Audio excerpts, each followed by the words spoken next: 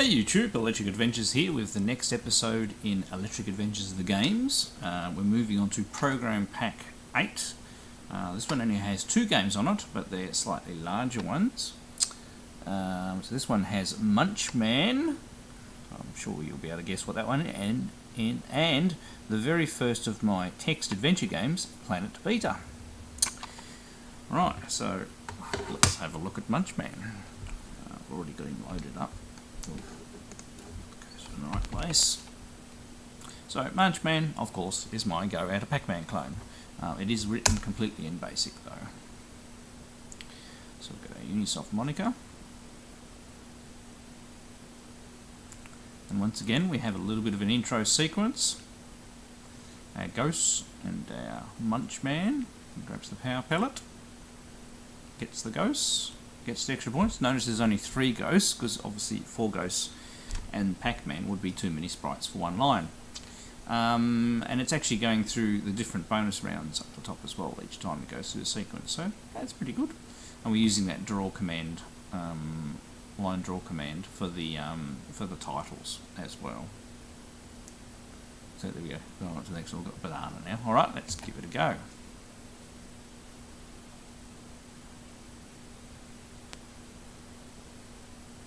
So it is a little bit silent. Couldn't remember whether I had sound on this or not. So once again, remember this is all completely in BASIC. And as you can see, it has simplified as maze, but you can see that yellow one. Well, there is a little bit of sound.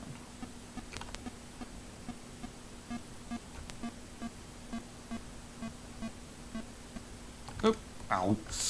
Yeah, I knew I wasn't going to make it then.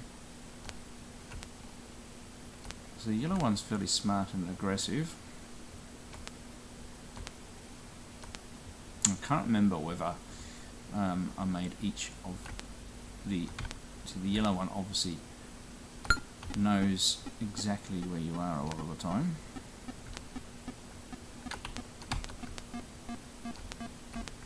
Being good ghosts, they go into completely random mode. Did you see him see me when I came out of that tunnel there?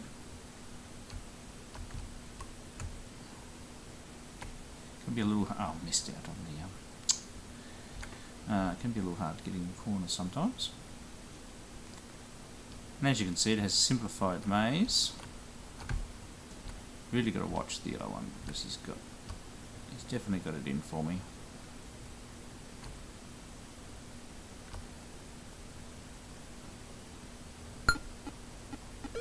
Yeah, you go on.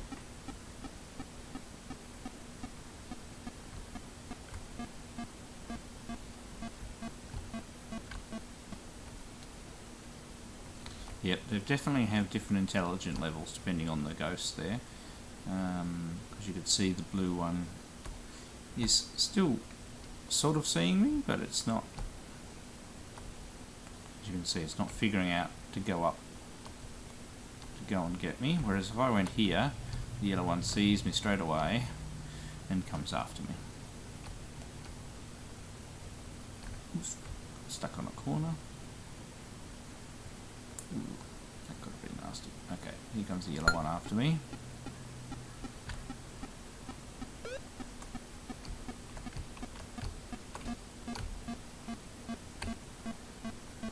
Going up to the fruit because I knew that would run out before I got there. Yay, we got the fruit bonus. Right, can I tempt you in to come down? It seems to be the best way to escape the yellow guy, is getting trapped in there. So I sort of need all of them clear to be able to get these ones along there.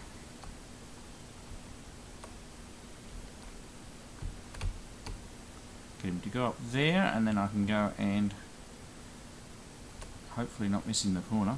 It'll be right on the corners. And off we go for the second level. Now, we are actually moving faster, which is pretty good.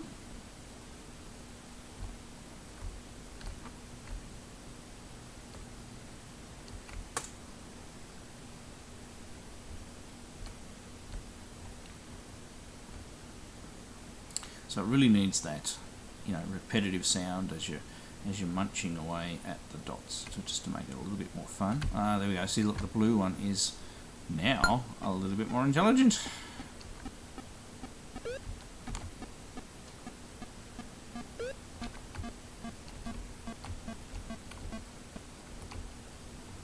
Can I get the apple in time?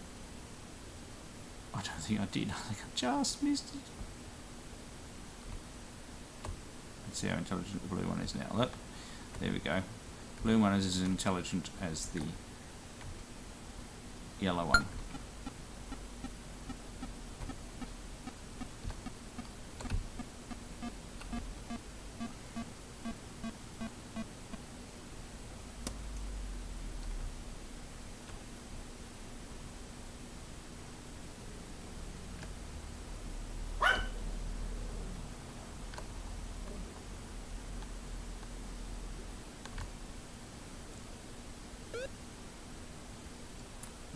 See if we can. Oh, look out!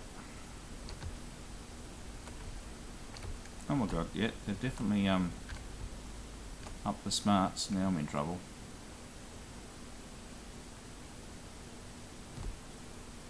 Yeah, and it's using sprite collision detection, so very hard to escape them.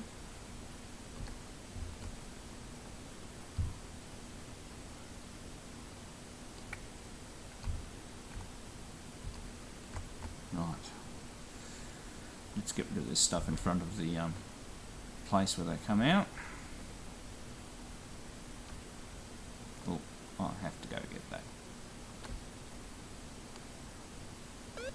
There we go. Yeah, definite sound effect, definite score that you get. Clear out these. So for a a Pac-Man game written in BASIC, there's a lot going on in a Pac-Man game. It's not just moving things, it's doing a lot of calculations and working out when and what to move. And, to give the player a bit of a challenge, you've got to make the ghosts try and hone in on the player as much as possible without overdoing it, so that it's impossible to get away.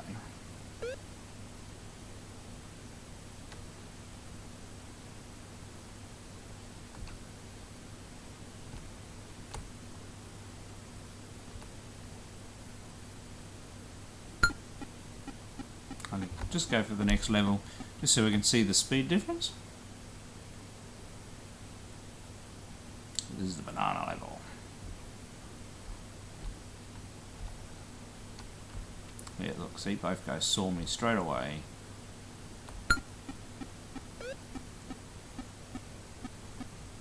Oh, come on, let me get it.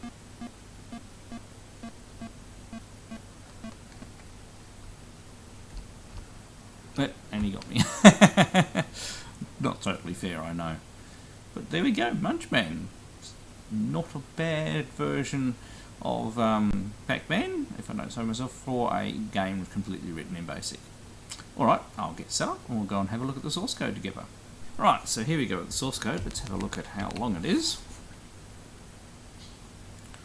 So it uses a few 16 by 16 sprites, although it reuses the shape of a few of them, so it'd be interesting to see how many it has. Fair bit of condensed logic there, so it's going to take us a little while to go over. There we go, look at all that sprite data. Yeah, heaps of sprite data, and there's probably the last bit is a bit of maze data, but lots and lots of shapes. If you think about it, you've got Pac-Man in 4 different directions, mouth open and shut, so there's 8 sprite shapes just like that. And then you have the ghosts, and there's normal ghost, and then there's scared ghost. And then you have each of the shapes of fruit, which I think there is at least 3, if not 4. So yes, that's when it starts eating up your shapes on you. So let's have a look at the start, all that just fixed. So line 10, clear some variable memory, set the colour, set the screen mode, make all our variables integers, define our random function, and open our screen handle. Line 20, we set the colours again, clear the screen, we go for a single precision variable for Z. That's for our scoring. And we get some dog barking, which is nice. ZH is obviously our high score to start with, and we'll restore our data. So we can read it all in. Line 30, we draw a box using the line command. We set the point and put Unisoft. Set the point, set presents, and one more time, and then go Munch Man. So that puts our little title, and then we load all our sprite shapes in. And then line 40, we read our 6 C values in, which we'll figure out what it does later. Then line 50, we clear the screen, and then we have one of those lovely draw commands, and that would draw our Munch Man letters across the screen. Shows how powerful the draw command is. And on the same line, we set a point, set a colour, and then put the press trigger to begin. We set a point and we put a dot on it. That's the little dot Pac-Man's going to eat on the right. So we've done a lot in a very short amount of time there. Right, line 60, just like our previous ones, we're using another one of the interrupt functions. So this is when a trigger button is pressed, and we're catching either the keyboard one or the first joystick port, and we turn both of those on, because obviously as soon as one of those pressed, we'll jump to line 120. Then we go to line 170, we put a sprite on the screen. This is using that array we read in, the C and P. And we set P to 1. Okay, so this is probably setting which fruit shape is going to appear for each time through. We draw a box, set our colour, and we print that P times 300 is the score that you get. So yes, it is the fruit level. And then we do a for loop with a step 2 command to put some sprites on the screen. So I'll put a fair few sprites. So what happens on there? We have our 3 Pac-Man, 3 ghosts, Pac-Man, and he races along, get the dots and go back again. So line 90 puts more sprites on the screen. 3 to N. That line there would be the actual ghosts themselves. And then we've got a line, and our X is obviously our current position of where we are in the sequence. So it's putting all of the things relative to each other. And we use vpoke to quickly erase a sprite there. Set our thing and increase our score, SC. I'm just trying to think what happens. Oh, the score pops up, that's right. And then we have a little delay, and then we rub out that thing. So it goes along, you collect the thing, you get the score, and then we continue. Oh, that was close. So line 100, using our X value, we put our pardon me. I reckon that's our Pac-Man. 4C equals 1 to 225 next. That's just a little delay. This is all our program sequence that happens on the first thing. If X is larger than 90 and our number isn't equals to 4, then we're just like the other animation sequences of the previous games, you have particular steps in the animation, and based on that step I do particular actions. And that continues to 110, and line 1 and line 110 loops around back to 70. So that just continues doing that sequence around and around and around until somebody presses the trigger. So when somebody presses the trigger, we end up at line 120. So we turn those interrupts off, and we set up all of our starting values to start the game. So our lives, our score, our level, and our extra man flag. We rub out all the sprites we're just using. Pardon me, I'm sitting here drinking, so pre-prepared coffee. Right, line 130, we clear the screen, we set a colour, we draw that large box, and then we go and put all the dots on the screen. It's a very clever technique. And then we cut out certain boxes which draws our maze, so it'll probably continue for a couple more lines here. Look, that was too much.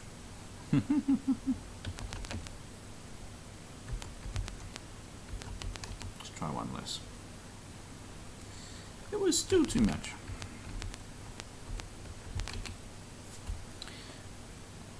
Right, so you can see it's setting, right, so line 150 is actually setting our power pellet spots. And then we start all these line commands actually draw the maze. So this probably could have been done in data statements and program, but I've done each individual box I draw on the screen to draw the maze. This would have taken me ages to figure out back in the day. And I would say that continues for a little bit. Yes, it does. Until we get to line 190, and now we put our score and everything up at the top of the screen and use our, so Ghost Up 550 is going to be display the score. 560 is going to be our lives, and the high score is printed there and then. And I'd say our put sprite there is putting our current levels bonus fruit up on the screen. Now line 200, so that's putting using a little bit of randomness there and putting our ghosts into the hut in the middle in a random spot. Setting our initial position for our player, putting the sprite on the screen and setting a few other variables, and putting the current fruit. Done the fruit twice, haven't we? Oh, doesn't matter, but anyway, always when you look at things you can see ways you could have done it better. Line 210, we just clear our sound buffer, not that there's much sound. And for a equals 1 to 3, we put our, I think what it would be 3. Maybe these are the 3 Pac-man.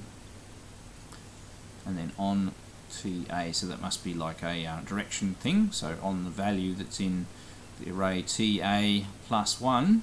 So if you for each ghost, based on their direction, it goes to 220, 280, 290, or 220. Oh, that's our mode. So that the T would be the current mode of that ghost. So is the ghost in the hutch in the middle? Is it, well, I'd say actually if it's 0, that must be moving in a direction, and then line 220 handles direction, so on direction, go to 230, 240, 250, 260. And back to our previous TA one, so line 280 is, well, we'll see that one set. So line 220 jumps based on the direction, line 230 is using the point command to see what graphics are on the screen, so you can see whether there's something in the way of that direction, and it's that would be up. Line 240 is doing the same thing for right. Is it right? No, down. And then 250. Do those two. 250 to 260 would be doing the same thing for left. No, right and point 2. And that one's down. 16. Okay, right. So yeah, line 240 was right. Line 250 is down, and line 260 is left. And if you notice, there's a little random function there, so it chooses a new direction if there's something in the way. So they always keep moving; they never stop. So yeah, so if they go to move, if they're currently moving up, they run into a wall, then it chooses a random direction and jumps out, doesn't actually move. So if it chose the same random direction, it would actually pause for a brief amount of time against that wall until it decided a direction that wasn't there, or it could be in a corner as well, and then it's got a 50-50 chance of choosing a direction to go move. And that's why you'll see the ghosts sometimes pause when they're at an intersection, because the random numbers might be getting them to actually choose the wall that's blocked. Otherwise, they move in the direction they're currently chosen in. Okay, and if they move off the left-hand side of the screen, it moves them onto the right-hand side of the screen. That allows them to go through the tunnel.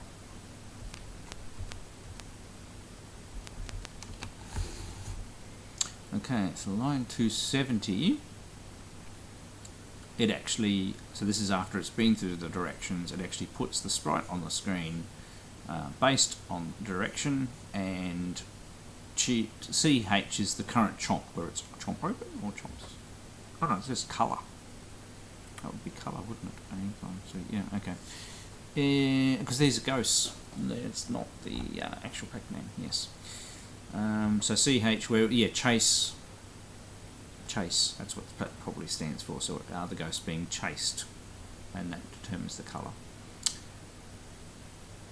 Oh, the shape, not the colour. The first thing, A times 3 plus 1, is the current colour. Okay. And we make sure to see whether this ghost is colliding. So we're not using sprite collision detection, of course, because otherwise we call in collision detection whenever the ghosts run over each other as well. So we just check to see whether this ghost is touching the player. Then we go to 510, which is obviously dead person. Else we go to 370, which would be the end of our single ghost loop. So line 280 was the other mode the ghost could be in. We're looking for a GG equals 0, and so if they're currently not on the screen, I'd say, and a random number out of 10 is above 8, then it puts the ghost in the middle of the screen, sets the CH to be 6, yeah, okay, and puts their mode into the next mode, which is 2. So mode 1 is dead. Right, and so what it's doing is if it has been eaten and it's not on the screen, it will put it on the screen in the middle. And then 220 goes around and probably does that direction. So line 290. So if we're not the last ghost, that's interesting. And our level's large, so it's maybe the last ghost always done. Okay. And our randomness out of 10 is larger than the level, which is also interesting.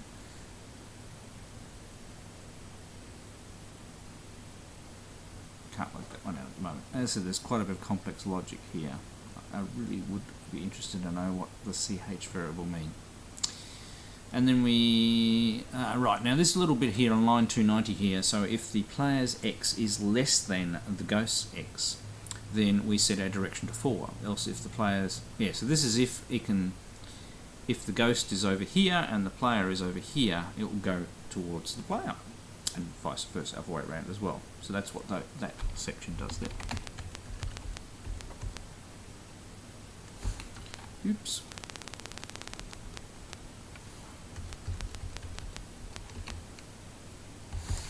Right, so line 300, so on our direction again, we're going to do different things, and these ones are actually if they're Y direction. So a ghost can be in Smart X and Smart Y modes.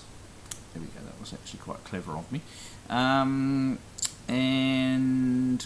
they will move towards the player. It's actually quite good, yes. And line 320 is another on direction, and this time there's only 3 of the directions listed, which is interesting. And we do movement there, so that's 340 to 370. Those lines aren't too big, so you can see all same commands, all looking in particular directions to see whether there's a wall there, and then otherwise deciding and changing direction. And 370 is the end of our loop for our ghosts, and we get the direction of the joystick, and we set our D variable, which is our current direction of our Munch Man, based on that joystick rather than doing something straight away. And then obviously I had discovered the on variable go-to statement around this stage and realised that it wasn't too bad. So there we go, on D, which is our direction of our player, go to those particular ones. And that's the thing, see, like if your direction is the same, you continue going in that direction unless you run into a wall, and that gives you your momentum. So your Munch Man does not stop until you run into a wall, which also mimics the behaviour that happens in the real Pac-Man. Line 430, we actually put our Pac-Man sprite on the thing, and our D+1 handles our sprite track. So line 440, we're looking at a particular point. Okay, so if there is a particular colour there, we have eaten a dot. We add to our score, display the score. We count the number of dots we've eaten so we can tell whether we've finished the level. We play a little sound, not that I heard very much. Might be able to get that to come out in the editing a little better. And then we go through and clear out.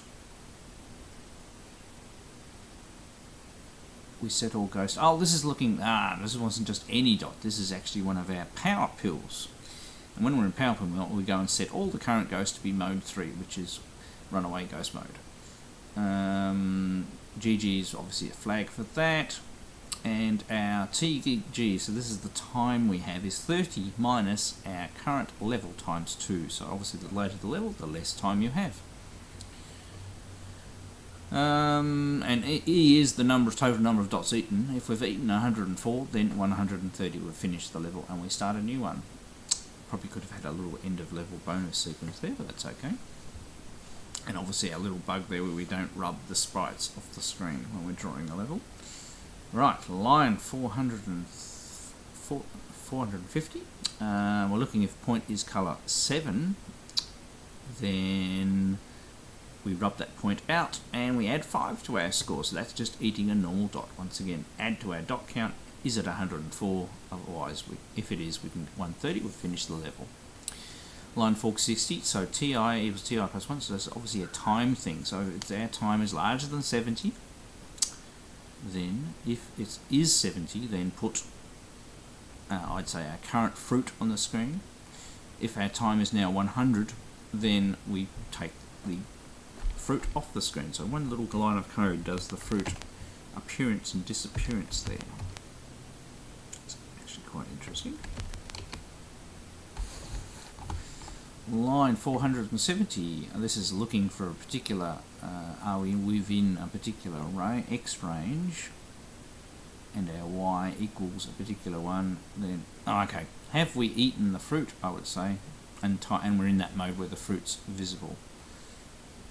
Yep, okay, and if it is, we add to the score, play a sound, and it's a more complex sound because we've got a, we take the sound through a couple of steps there, and we put our fruit back up to the top and reset that time counter. So that way we can't eat the fruit twice. Line 480. TG chase goes. TG. Well, anyway, it doesn't exactly make sense. Then 210. Else play a sound. Is this the first one of our subroutines? Or I'm not sure.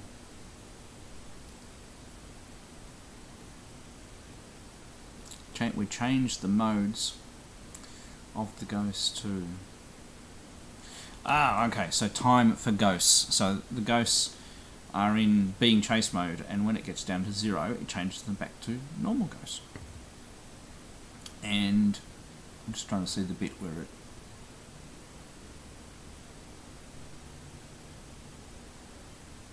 Not sure how it does the flashing thing. Oh, there it is, line 490. If our total ghost time is less than 10, then it flips 2 values back and forth, which are our SS values there, and that would be changing. I'm just trying to find the SS, another one that would possibly be changing the visibility of our ghosts. So line 500, we go through all 3 of them, and if they're not in a particular mode, then we change their colour, I'd say. Go to 210. Yeah, so 210 is loops back around regardless. So I'd say now we are in our subroutines.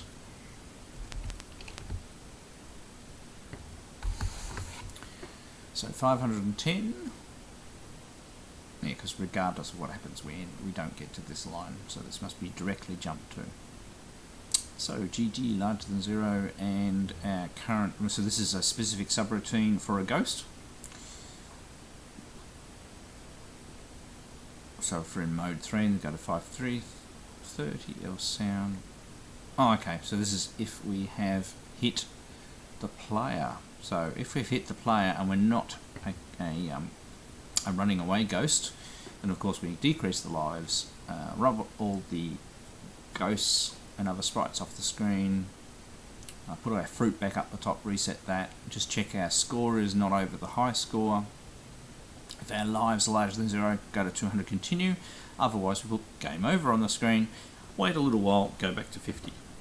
Right, so line 530, the other part of that, we've hit a ghost, and they are in running away mode, we set up and play a little sound, add to our score based on, so GG is our current ghost count that we have eaten in this invisible ghost round, and display that score, reset that ghost back into the hutch in the middle of the screen, and display that, and go back around to 370.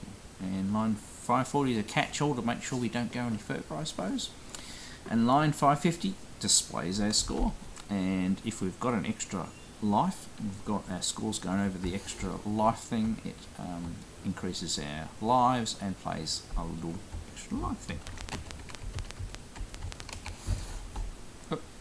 And then line 560 is our subroutine for displaying our lives, and then from line 570 onwards is our sprite data. So quite a long one with a lot of code on each line. So once again, as I say, the source code for this game will be available on my website, and I'll put a link down below to the specific article on this game. Thank you very much for joining me for having a look at one of my old games that I wrote back in the day. I do thoroughly enjoy making these episodes. And feel free to ask questions as well, that's also good. Alright, I'm Electric Adventures, thanks to all my subscribers, thanks for watching, and I'll catch you next time.